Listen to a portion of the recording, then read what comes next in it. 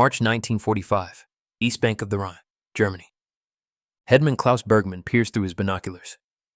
On the opposite bank, American engineers have just started. 12 minutes ago, counts the soldiers. 6 men per panel. No cranes, no heavy machinery, just steel panels that look identical. His calculations say it's impossible. Bergman is a civil engineer. When the Wehrmacht recalled him in 1943, they assigned him to the 12th Engineer Battalion, military engineering, tactical bridges, temporary constructions, strategic demolitions. He learned quickly that war changes everything. You don't design for permanence. You design for function.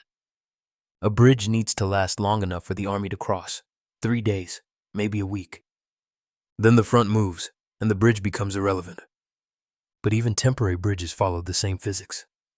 Load calculations, material stress, foundation stability. A 60-meter span requires support structures, requires time. Bergman has built 17 bridges in 2 years. Wooden trestle bridges across rivers in Russia. Steel girder bridges over canals in France. Pontoon bridges across the Meuse during the Ardennes offensive. Each bridge took days to construct, sometimes weeks. He has also destroyed 23 enemy bridges, blown railway bridges in Ukraine, demolished highway bridges in Belgium, collapsed stone arch bridges across the Rhine during the German retreat. The strategy was simple. Every destroyed bridge delays the enemy advance by weeks. Time for German forces to regroup. Time to establish new defensive lines. Time to prepare counterattacks. Operation Plunder began 24 hours ago. The largest amphibious assault since D-Day. British and American forces crossed the Rhine north of Wesel under cover of darkness. 20,000 men established bridgeheads on the east bank. Another 100,000 wait on the west bank. They need bridges, heavy bridges, bridges that can carry tanks and artillery and supply trucks. Bergman knows the German calculations. Every Rhine bridge was destroyed during the retreat. Massive stone and steel structures built to carry civilian traffic for decades. The Ludendorff Bridge at Remagen collapsed even after the Americans captured it intact. Too much damage from German demolition attempts. To rebuild those bridges, the Allies need time. Engineering surveys, foundation work, heavy construction equipment, skilled labor. 3 weeks minimum. That's what German intelligence calculated. 3 weeks before the Allies can move heavy armor across the Rhine in significant numbers. 3 weeks for the Wehrmacht to consolidate defenses, to move reserves into position, to prepare the defense of the Ruhr industrial region. The entire German defensive strategy depends on those 3 weeks. Bergman looks through the binoculars again, 30 minutes since the Americans started. 4 modules in position. He opens his field notebook, sketches what he sees, notes the dimensions, counts the soldiers, records the time. Modular panels, steel construction, approximately 3 mil per panel, 6-man teams, no heavy machinery visible, no foundation work, direct ground placement. He closes the notebook, looks at his watch. 32 minutes on the American bank.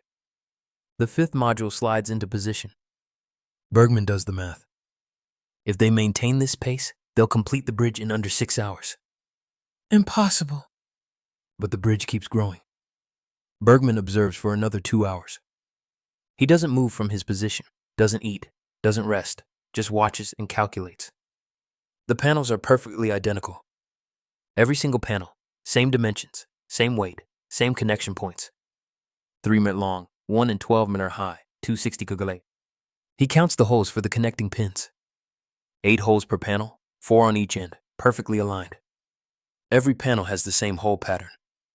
6 men lift a panel. They carry it to position. No special equipment, no lifting machinery, just 6 soldiers and a steel panel. They position it next to the previous panel. The holes align perfectly.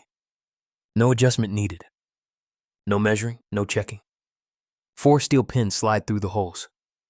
1 soldier uses a pneumatic hammer. 30 seconds per pin. 2 minutes total. The panel is locked in place.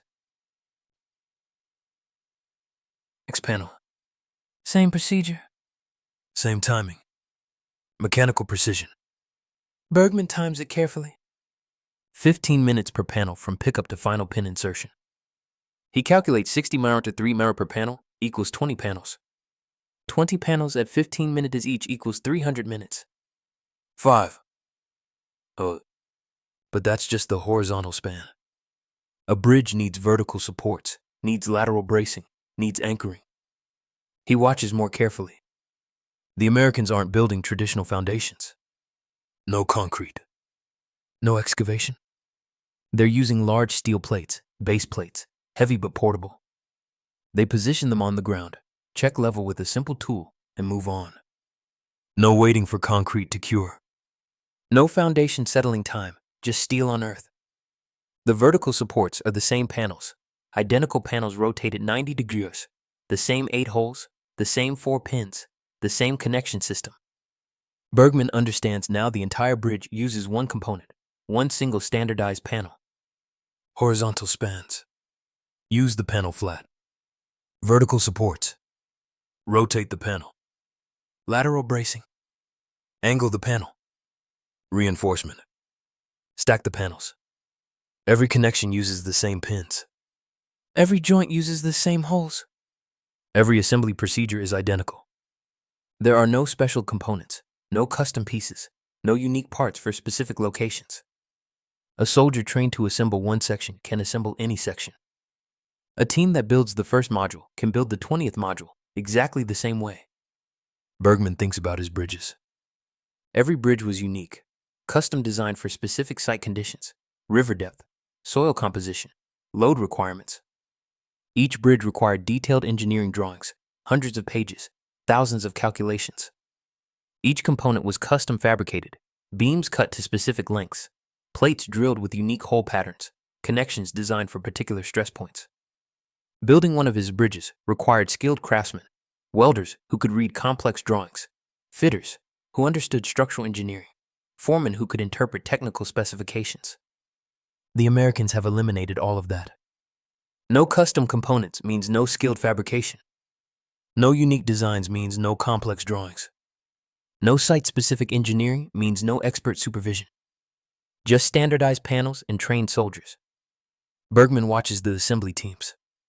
8 teams working simultaneously. 48 men total. They work with rhythmic efficiency. No confusion. No delays. No questions. Every man knows his role. Panel carriers, pin installers, level checkers, safety inspectors. They've done this before many times. The movements are automatic. Muscle memory. Bergman thinks about training. To build one of his bridges, you needed years of engineering education. To assemble a Bailey bridge, you need weeks of repetitive training. Train a soldier to install one panel correctly. Repeat that procedure 1,000 times. The soldier becomes an expert in that one procedure. Multiply that soldier by 48. Multiply those teams by hundreds across the entire front. You don't need a nation of engineers. You need a system that turns ordinary soldiers into assembly specialists. Hour 4. The bridge is past halfway. 12 modules complete. Bergman checks his calculations again. The numbers haven't changed. 3 weeks for a traditional bridge. But this isn't a traditional bridge. This is something different. This is industrial warfare. Hour 6. The bridge is complete. Bergman times it exactly. 8 hours and 17 minutes from first panel to final pin. The Americans don't celebrate, don't pause, don't rest. They immediately begin load testing.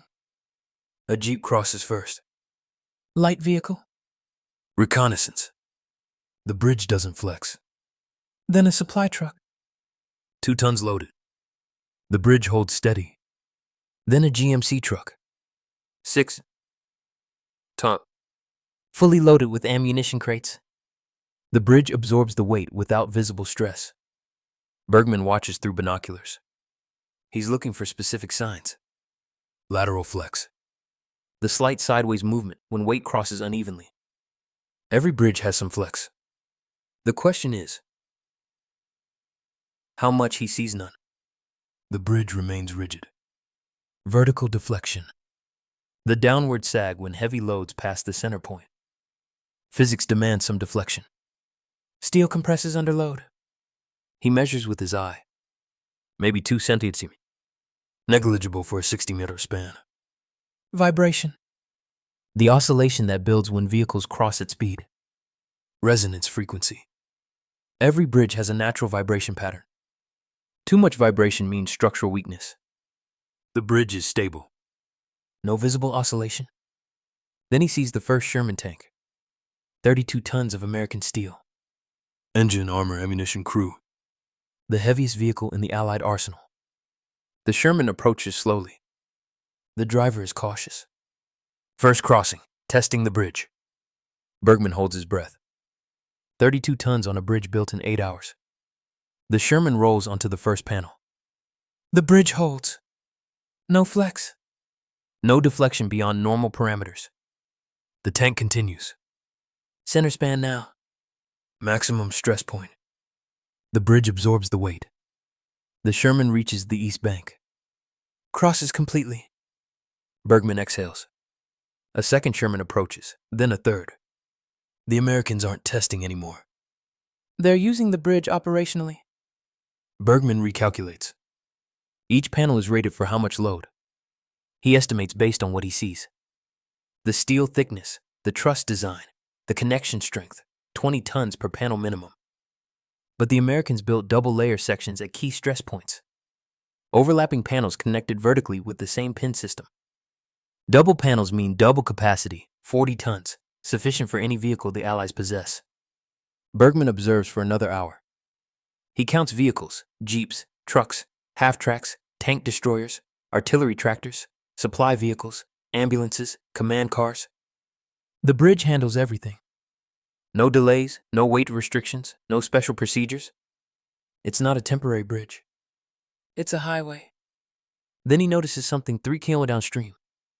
Another American engineering team, another bridge, same design, same panels, same assembly procedure. Bergman shifts his binoculars, counts the modules. They started after the first bridge, maybe 2 hours behind, but they're catching up. Same system, same training, same result. He understands now. The Americans aren't building a bridge. They're building a network, multiple crossing points, simultaneous construction, redundant capacity. If the Germans destroy one bridge, 3 others remain operational. If one bridge reaches capacity, traffic diverts to another. If one crossing point comes under artillery fire, the entire operation doesn't stop. It's not engineering, it's logistics. Bergman opens his notebook, calculates. If each team builds a bridge in 8 hours, and the Americans have 10 teams along this sector of the Rhine, they can build 10 bridges in 1 day. 10 bridges in 1 day.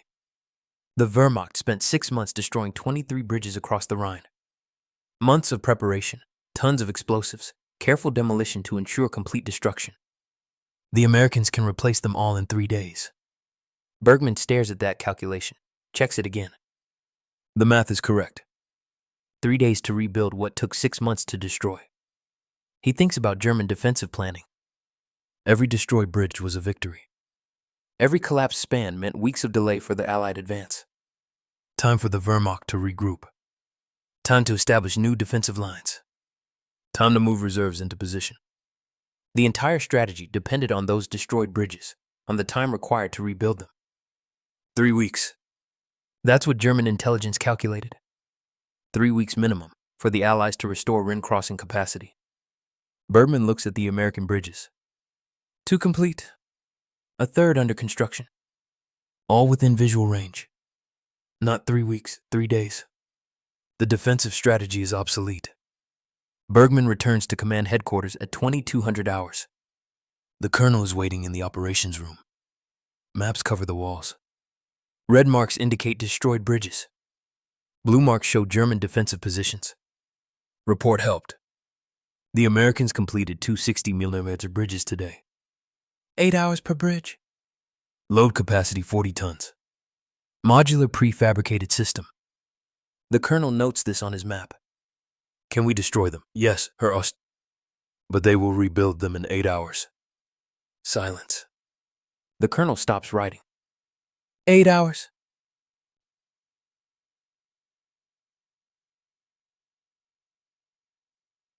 Harrow burst. I observed the complete construction process. Standardized panels. Trained assembly teams. No specialized engineering required. The colonel looks at the map. 23 red X marks. 23 destroyed bridges. The defensive plan is built around those X marks. 3 weeks without bridges. 3 weeks to prepare defenses. 3 weeks to move the 15th Army into position. How many teams do the Americans have? Bergman thinks about what he observed. I counted 2 teams in my sector. Intelligence reports similar activity along the entire Rhine front from Emmerich to Karlsruhe. How many bridges can they build? Bergman calculates.